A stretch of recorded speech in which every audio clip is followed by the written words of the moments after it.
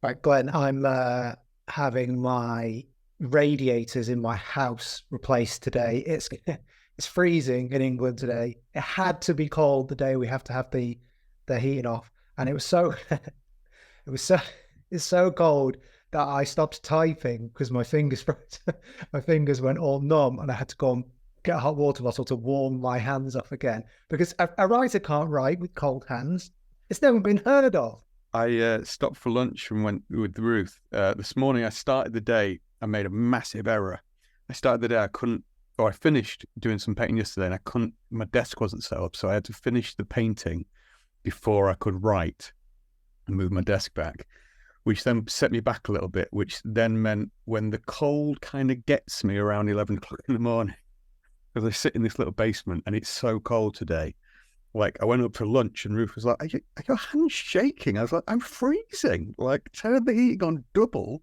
It's ridiculous. But I'm thinking about wearing fingerless gloves. Sorry. Oh, it is Christmas and you are a bit fashion fan, aren't you? Right. Welcome to The Fix. Sit down with copywriting experts Nick O'Connor and Glenn Fisher as they review, discuss, and improve real-world copy sent in by you. This is The Fix.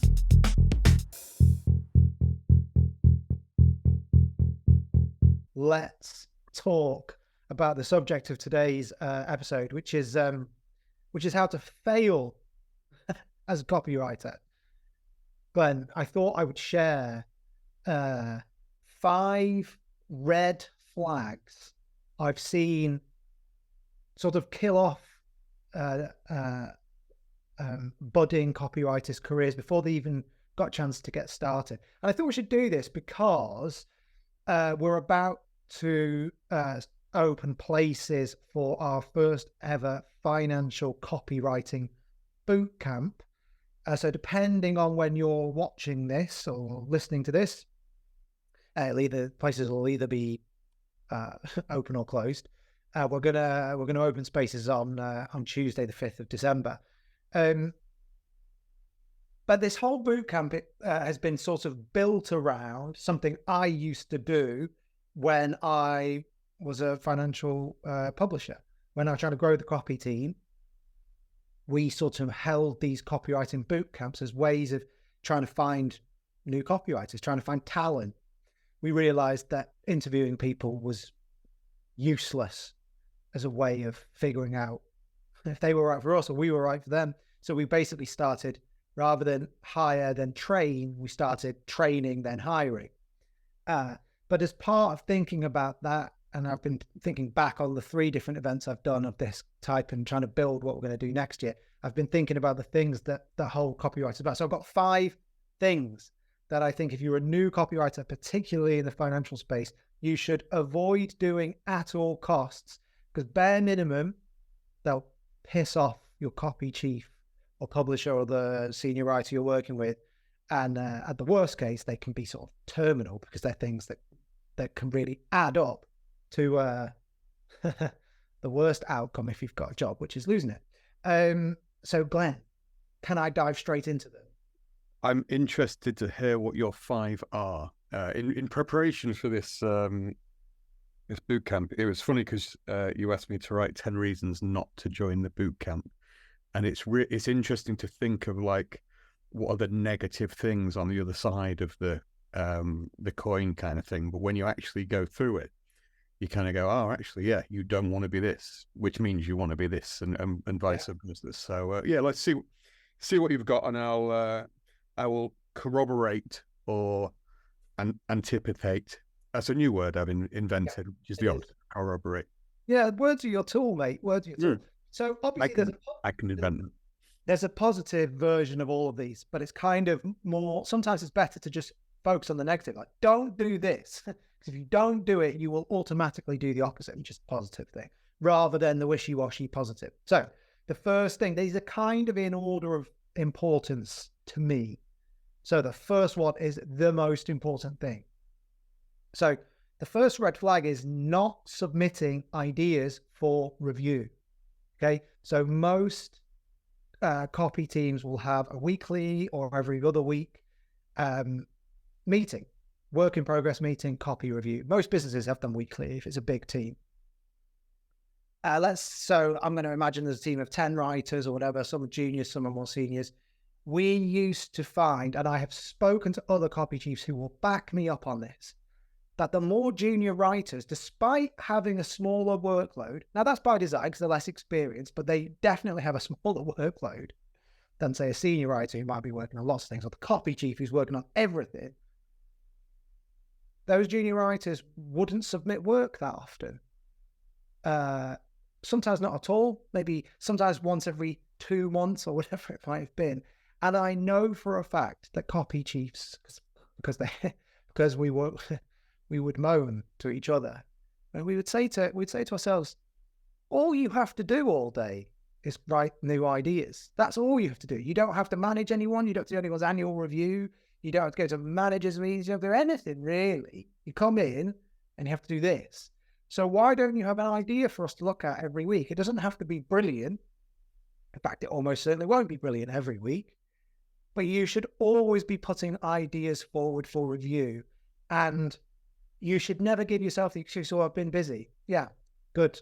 You're supposed to be busy. That's the point.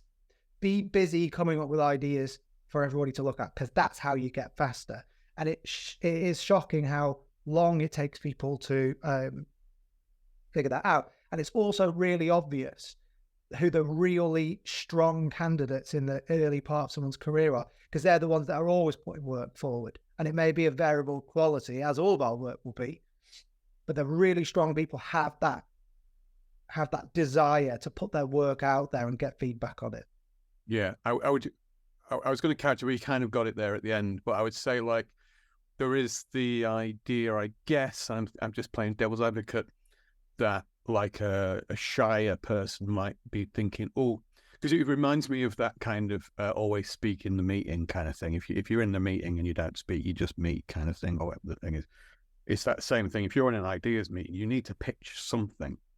It might be that you're shy and worried. It's not that you're not doing the work.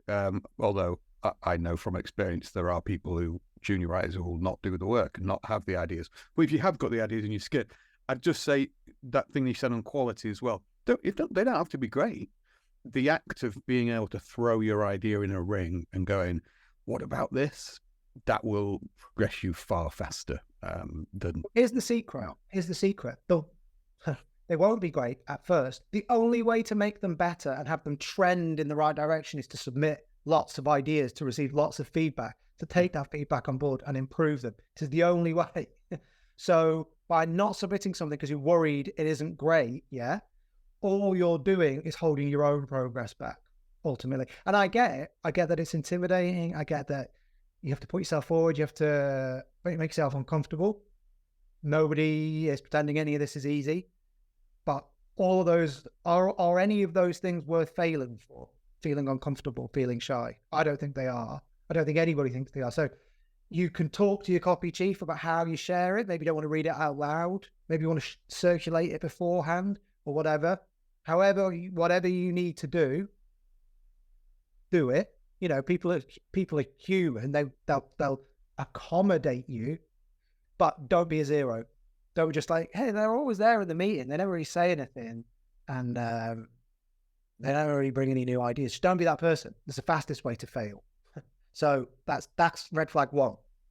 Mm-hmm. Number 2. Red flag 2. It's a slightly complicated one to explain, but you'll get me, Glenn. Using other copy as your anchor for what's good. Okay, so I see this all the time. Someone will submit a piece of copy. It could be good, it could be bad, but let's say it's bad. And let's say I'm being back on it, and I'll say, I don't really like this. I don't like the way, that idea seems a bit corny, it seems a bit cheesy. And the justification I get back is, oh, I saw that in another sales letter. I saw such and such do that. I saw this, such, X, Y, or Z. And my response recently has been getting more and more blunt, which is, go and get that writer and I'll tell them why it's bad as well. I don't care. Don't anchor your quality gauge, let's call it, to somebody else's copy. You don't know if it's working, and also it's kind of irrelevant. Copy is either good or is even if it is working, you just the fact that you're copying it that's not the point. You're trying to find a way to redo that idea or do it in a different way. So any kind of full emulation of a thing, it's just... Yeah, I guess the key word is don't anchor yourself to it. Be aware of it. Have it be part of your, mental headspace. I'm not saying that don't look at it at all, but don't be anchored to it. Don't use it as a justification for copy staying in. If you're writing a film and you say, why is this scene in? Well, I saw it in a Tarantino film. Okay, let's cut it because there's a crap reason for that to be in our film. That's how it feels when you're reviewing copy. So certainly don't use it as a justification. Everything in copy has to come from and for and before the idea in itself. Yes. Not from other copy. It needs to come out. The copy comes from the idea, not the other way around. You don't you don't put an idea to copy. You don't say, oh, that's a really good headline. What if we could do it that way? There are very small occasions. I'm thinking like End of America, where you'd say, okay, well, End of Britain. But actually, you wrote the End of Britain. You wrote, I think it was you and Paolo did the riff on that. And you actually, I remember at the time, you took it back to the pure idea because you had to get what element, what is the underlying idea of that promo, take it back down to that and then work it back up. Now, yes, there's the kind of emulation of the headline, but that's kind of the exception that proves the rule. In any other case, it's the idea that leads to the copy and everything grows out of that. Yeah, that's true. There's two things. Like 2 points I'd make. One, that's kind of the exception that proves the rule, in the sense that our brief there was this piece of copy has worked brilliantly in the USA. We want you to try it in your market, so figure out how you can do that. That was what we were asked to do, so that's what we did. The second thing to do is if you've got to rip something off, if you just feel like you need to have a reference point of all the copy, make it the structure, not the words. So figure out the underlying skeleton that makes it all fit together in the lead. Goes from this idea to this idea to this idea to this. However, it has a story, then it goes into a claim, then a chart, however you want to do it. Rip that off. That's the smart way of anchoring yourself, because you can overlay your words and your ideas on top of that. You can rip the structure. That's a smart way of doing it if you have to be anchored to anything. Okay, so that's number 2. Number 3 is, again, something that's probably be familiar to you, Glenn, not taking feedback on board, particularly when other people give you an idea. I've seen this over and over again. Again, something more new writers do. They put copy out there for review. Senior writers read it, review it, knock ideas around. And then the next version of the copy you see, it's almost as if that conversation never took place. And it's either an unwillingness to take feedback on board. I think it's brilliant. That tends to be a very quick route to failure. I think more often it's, I don't want to take that idea that somebody else gave because it doesn't feel like mine. And it's sort of you have to figure out that, no, that's part of the creative process. Sometimes you get the idea so far, somebody else comes along and says, why don't you call it this, or nudges it forward for you. You take that and keep running with it. You're the creative energy behind it, but you're going to take input from elsewhere. If you want to, I know I always use this metaphor, but go and watch the Beatles documentary, Get Back, and look at the way, okay, Paul McCartney has a song or George Harrison has a song, but you see the way key parts are thrown in by other people and they take it, they put a twist on it, they move it forward. That's how it works. So don't feel like you can't take other people's ideas if it comes up in a review. It's part of it. That's what we all do, especially in the early part of our careers. We need that guidance to help us move forward. So take that feedback on board. Don't do this, and don't feel too awkward to take somebody else's idea, because it's not worth. The way I've always kind of tried to express it and explaining this to people is that if you your best idea might be in someone else's head and they can't get it out, but once you actually trigger it out of them, you're the one who's brought that. They weren't going to say whatever they've said to you unless you put that raw ingredient in their head. So you have started, you have initiated the creative process anyway. So, but That's 9 times out of 10, if we've done it, you've got examples in your life, and I've got different ones in mine. But like, you go and have a conversation with someone, and you say, right, here's the blah blah, and you start talking, and then all you have to do is listen, and that person 9 times out of 10 will probably say, "Oh, it's this," and express your idea in a more more concentrated way, because it's like, oh, they've not got all the crap that you've got around that idea. They just reflect back at you and go, "Thank you, I'll have that," and then you regurgitate and go along with it, kind of thing. I think that might be the smartest thing you've ever said, Glenn. It's certainly the most poetic. Your best idea might be in somebody else's head. That's a great way of putting it. That's a brilliant way of putting it. Well, yeah, I mean, I've been told by people that I can craft these things. Well, I won't go on. Remind me in another episode to go on. Just remind me of creative reviews, and we'll discuss that in another. Okay, we'll put a pin in that. But yeah, just it's all part of the process. What you don't want to do is come with a blank piece of paper and no idea and say, "I thought we could do something about EVs," and then sort of look expectantly at other people as if now you give me the idea. That's frustrating. Yeah. But if you put an idea out there and it triggers, a chain reaction, or a conversation happens, that that all belongs to you, really.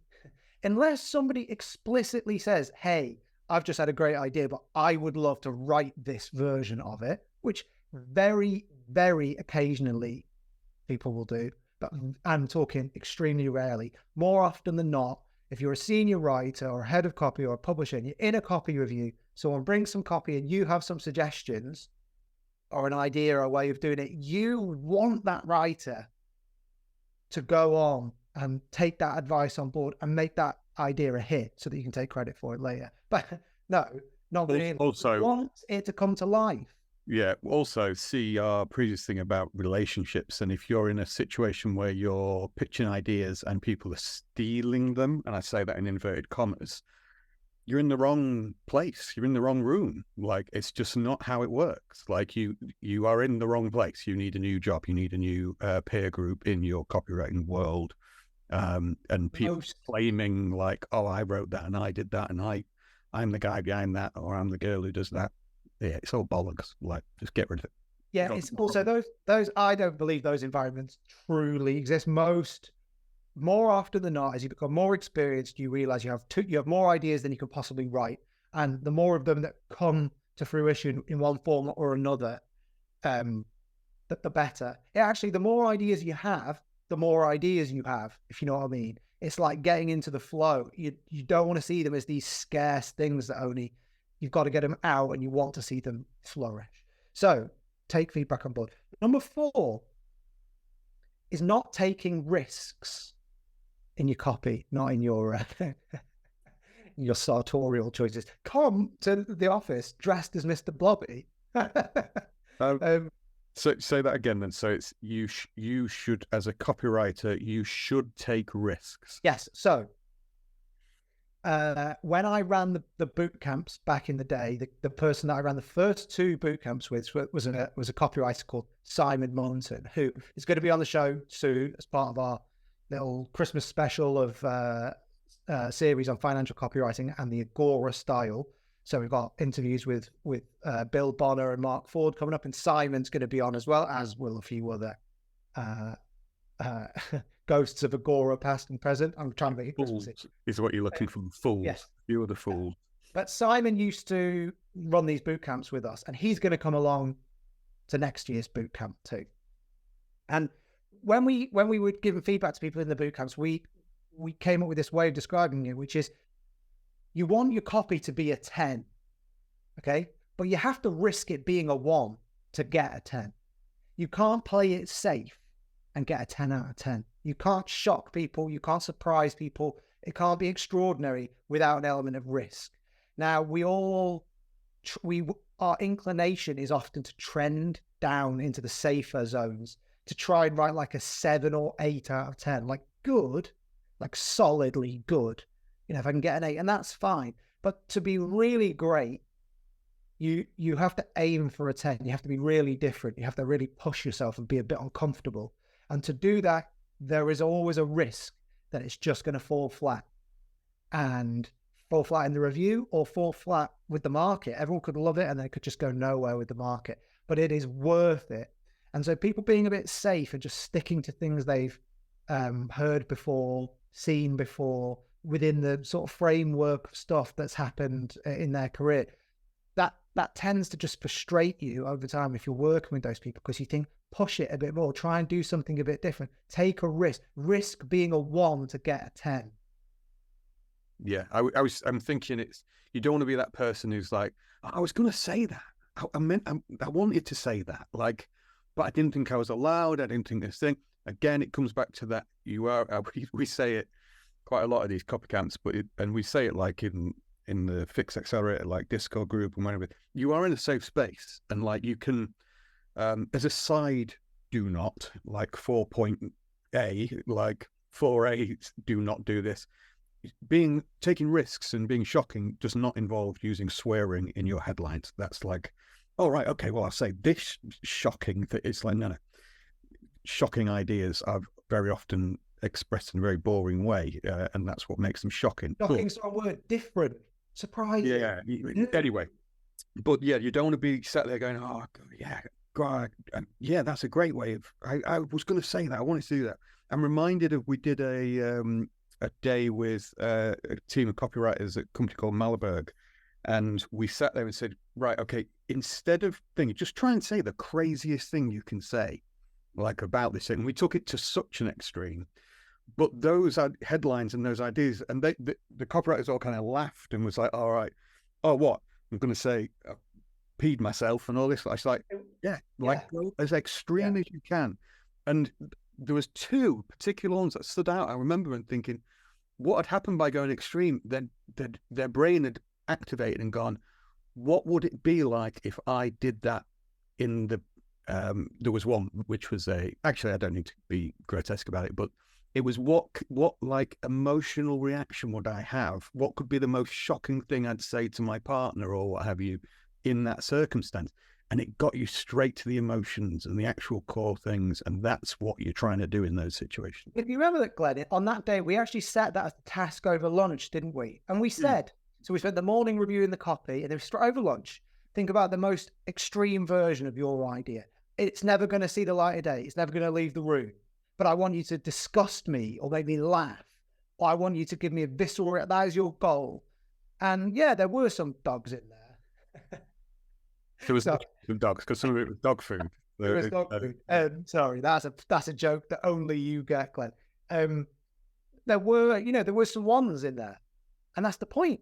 But there was a couple that they just had the kernel of an idea of being a 10. And yeah, we had to actually pull them back in and rebadge them and then help them. But you need to have that part of you that's like, well, if I had to, if it was like gun to my head, if this doesn't get someone to stop in the street and look, what would you say?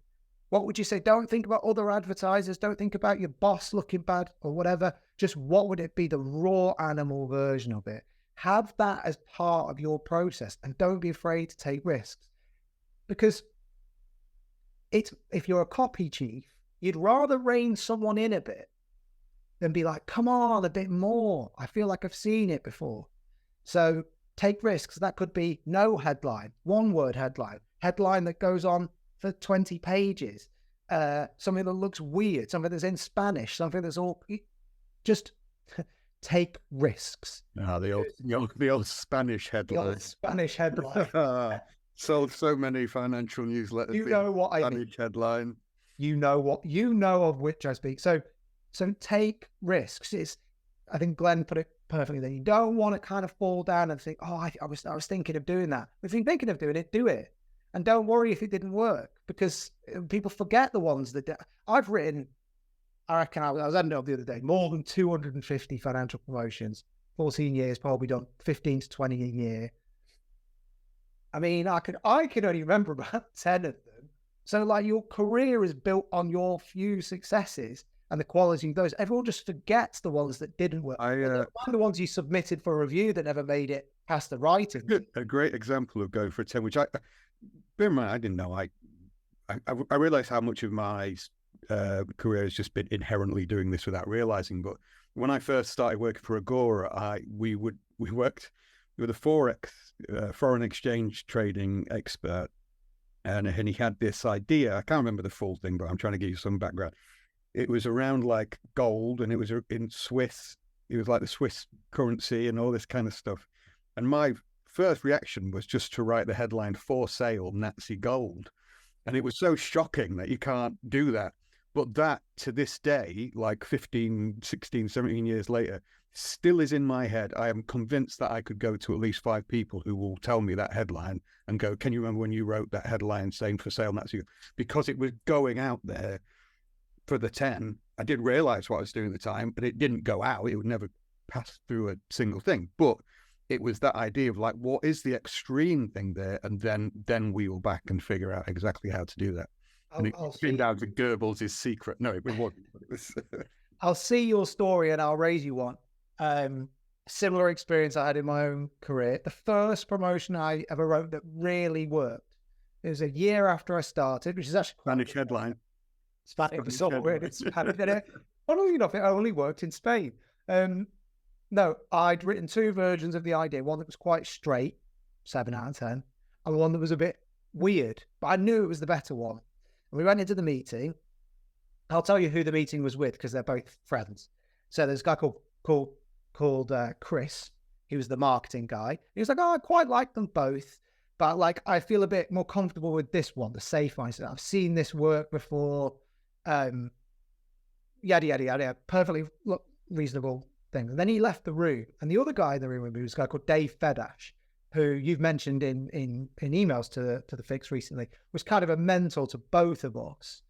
And he sort of looked at me and went, "Yeah, we're not doing that. We're doing this one." Because his point was, if the weird one doesn't work, we'll just do the simple one. Like, for all the reasons that have just been given, we can try it by all means, but let's try the different one first. And we tried the different one, and it worked. And it was the first time I ever wrote anything where I thought, it all clicks, it all works. If I write it in the right way, it gets the response I want. And it was like a light bulb coming on of just like, these things we do can move people in ways that actually shock you when they actually happen. And it was down to taking that risk. And I still think, what would have happened if I'd just done the safe one? Or if Dave hadn't have been in the office that day, because he was only in he wandered in like a weird weather pattern. Like, oh, right, okay. Strange. But it was risk taking, and you'll have that in your career over and over again. So that's number 4. So don't fall into the trap of not taking risks. And then the final one is on a sort of language level. Sometimes people get trapped speaking copy, as we say, rather than speaking human. I was going to say speaking English, but that's actually doesn't matter because it's not all about writing English. Exactly. You might be I'm big on the continent.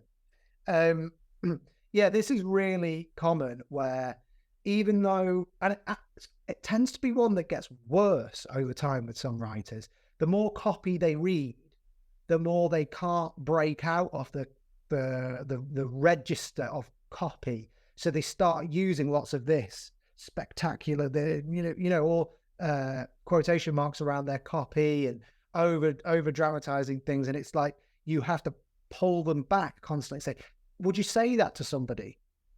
My friend, my mate Paolo, there's one I remember him writing years and years and years ago, which still makes me laugh, where he described a company as perched on the profit tap.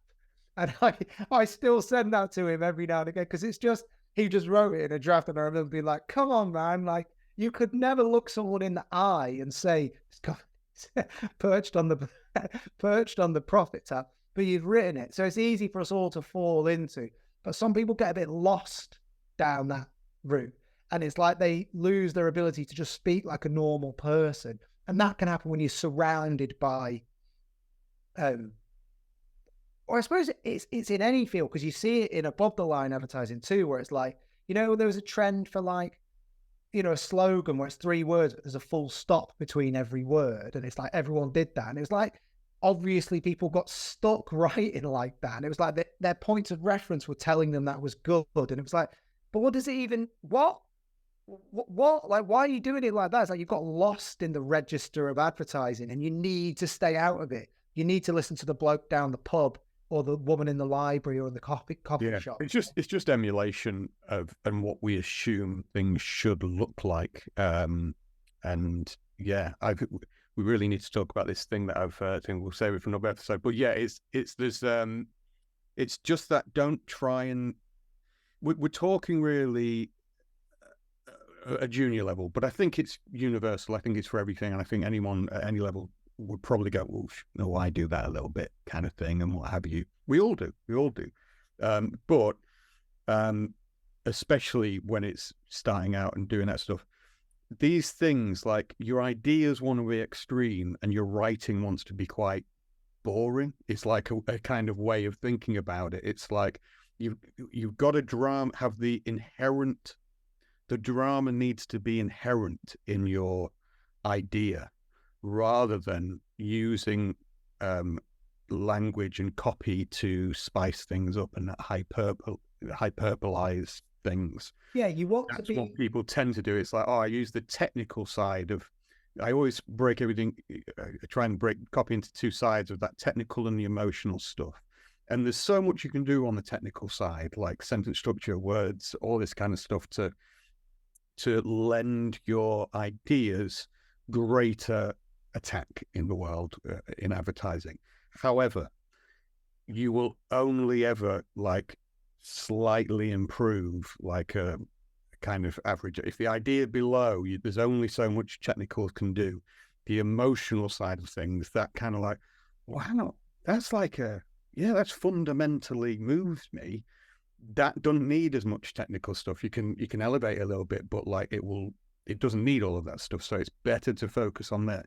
When you're starting out, make your ideas the drama, the excitement, the bigness, the craziness. So it's like, really? That sounds weird. Like, why would you say that kind of thing? And then all the language, all the writing, just keep it casual to begin with. Like we can teach, like anyone, a copy chief can teach you how to lend stuff a bit of spice and what have you and get it a bit sexier. But it's very difficult and very time consuming to teach someone to think in an exciting and dramatic way. Yeah, don't use, that sort of, just the metaphor that came to mind is like, when you were talking then, it's like, so what you don't want to be is like, so this is an English thing, but you'll be able to understand an analog for other countries. Football advertising, soccer, is all hyperbole. It makes out like every match is the big, there will never be any end to the football. There's a sketch, Mitchell & Webb sketch, where it's about that. It's like all shouty register about, Birmingham City versus Wolverhampton. And it's like, what? Is that seriously worth shouting about? So you don't want to be that. Sorry for picking on Birmingham and Wolverhampton. Both quite bad teams. Yeah, I mean, actually, I'm not sorry. I retract my apology. The alternative is like, think about something like the voiceover, Morgan Freeman's voiceover in The Shawshank Redemption.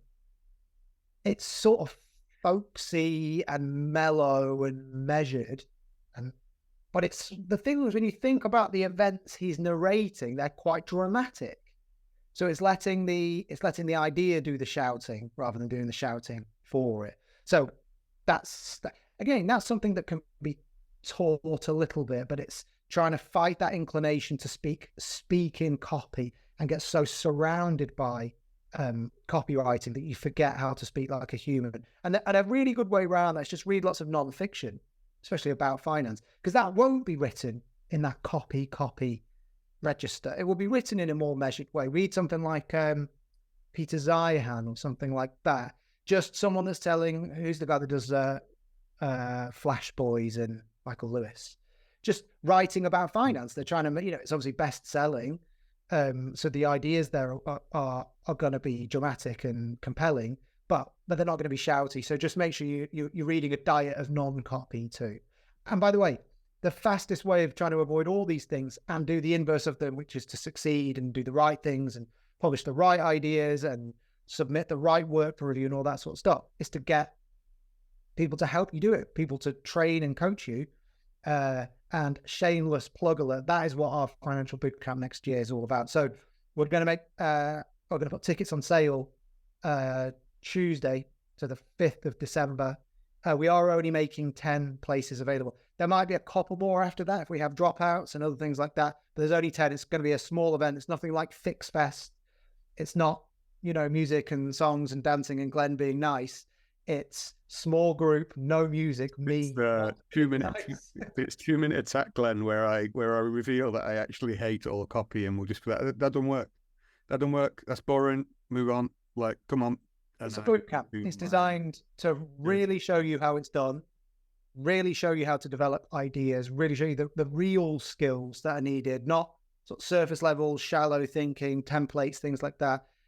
Really how we teach people to write copy and how we get people through that difficult early part of their career where they're trying to learn how to do it and trying to get themselves a job in the industry. So that's what it's all about. If that's of interest to you, make sure you check out your email at 2:00 on Tuesday. That's 9 a.m. if you're in the USA. On the East Coast, I don't know. I'm not going to do the rest of the time zones. Anyway, it will be daytime for everybody. So we've made sure of that. So look out for that. I mean, I'm biased, but I don't think you'll find if you're looking for a way into the world of financial copywriting, you won't find a better route. That's enough about that. Glenn, those are our five red flags. And we'll be back next week to talk about something you've referenced twice, but elliptically and cryptically. Perhaps we can talk about your reviews. Yeah. Let's wrap things up. Thank you very much for watching, everybody, and we will see you again next week. Goodbye. Bye. If you enjoy The Fix and want to get access to even more good stuff, join the Fix Accelerator today. Get access to special masterclasses from Nick and me, watch expert interviews with industry legends, join live copy feedback sessions every week, and get connected to our very own private copy network. Visit thefixaccelerator.com for more information.